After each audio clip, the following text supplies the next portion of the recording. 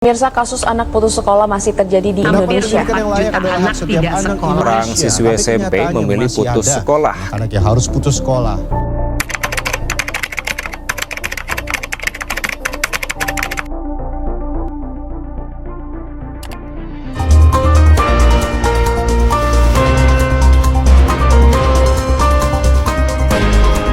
Sekolah umum digratiskan, bahkan kini ada sekolah rakyat. Nyatanya masih ada siswa di Pandeglang, Banten yang putus sekolah. Meski SPP gratis, orang tua mengaku tak sanggup membeli seragam dan buku tulis untuk anaknya. Hai semuanya, perkenalkan nama saya Nadiatul Akmal Fiona dengan nomor NIM 240741600318. Kalian tahu nggak? Ternyata data terbaru Kementerian Pendidikan Dasar dan Menengah nunjukin bahwa lebih dari 4 juta anak Indonesia tidak melanjutkan ke pendidikan formal. Serem banget ya, padahal kita lagi hidup di zaman yang serba maju. Jadi gini, berdasarkan data Kemendikbudrismen per 30 November 2024, jumlah anak yang putus sekolah di tahun ajaran 2024-2025 itu kayak gini nih.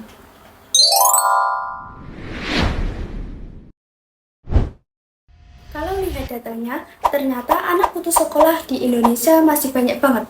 Nah, tahun 2024 yang paling tinggi itu SD sekitar 38.000 anak. Wajar sih karena SD muridnya paling banyak dan banyak yang tinggal di daerah yang akses sekolahnya susah.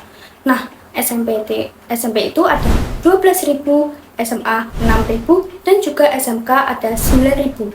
Nah, yang unik, SMK itu presentasinya paling tinggi karena banyak yang lebih milih kerja cepat daripada lanjut ke sekolah. Jadi, tiap jenjangnya punya dramanya masing-masing. Lanjut, ini dia 5 provinsi penyumbang kasus putus sekolah SD terbanyak menurut publikasi Kemendikbudrismen 2025.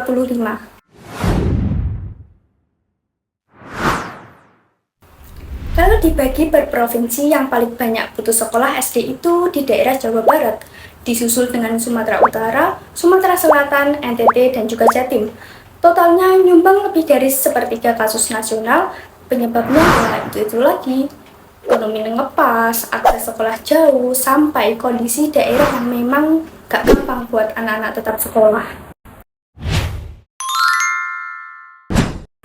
Nah, pertanyaannya, kok bisa sih angka putus sekolah setinggi itu? Ada beberapa penyebab utama, dan semuanya tercantum di data tadi.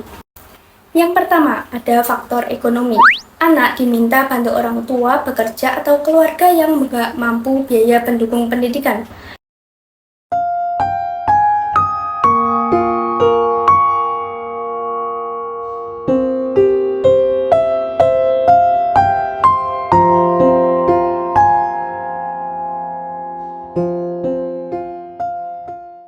Dan yang kedua ada pernikahan dini, terutama di daerah dengan budaya perkawinan anak tinggi, anak perempuan paling rentan berhenti sekolah.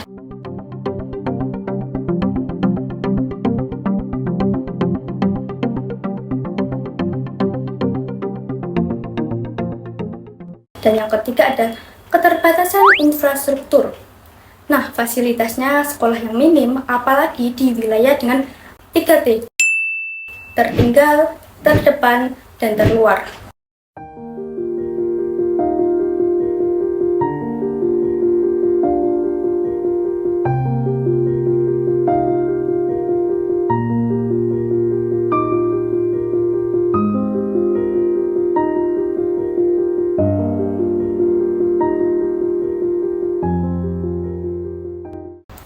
Nah, dan yang terakhir nomor 4, yaitu perubahan paradigma sosial. Banyak keluarga mulai berpikir bahwa kerja dan pengalaman lapangan lebih penting ketimbang ijazah formal. Mas terakhir kali sekolah di jenjang apa? SMP. Kenapa akhirnya nggak lanjut? Pengen ikut papa aja sih. Ikut apa? Kerja di bengkel. Karena keterbatasan biaya kan tempo hari kan. Untuk kelanjutannya kan harus butuh uang uang untuk kelanjutannya lagi kan. Makanya dia coba dulu begini, ikut begini. Berarti karena salah satu karena biaya juga. Biaya, betul. Makanya, data yang tadi kalian lihat sebenarnya punya wajah. Di banyak daerah, anak-anak berhenti sekolah bukan karena mereka yang nggak mau belajar, tapi karena keadaan yang memaksa mereka. Nah, sementara sebagian anak pergi ke sekolah pagi-pagi, bawa tas, bawa buku, di tempat lain, ada anak seusia mereka yang harus bantu orang tua, jualan, ngurus adik, atau ikut bekerja. Nah, bagi mereka, keputusan buat berhenti sekolah bukan pilihan, tapi konsekuensi dari kondisi ekonomi, jarak sekolah yang jauh, atau budaya yang sudah mengakar. Dan inilah mengapa angka putus sekolah itu penting kita bahas, karena setiap angka mewakili seorang anak dengan cerita yang kadang nggak pernah kita dengar. Jadi guys, angka putus sekolah ini bukan cuma soal statistik, ini soal kesempatan, masa depan, dan kualitas hidup anak-anak Indonesia. Data terbaru ini ngingetin kita bahwa masih banyak PR besar dalam dunia pendidikan. Sekian dari saya, wassalamualaikum warahmatullahi wabarakatuh.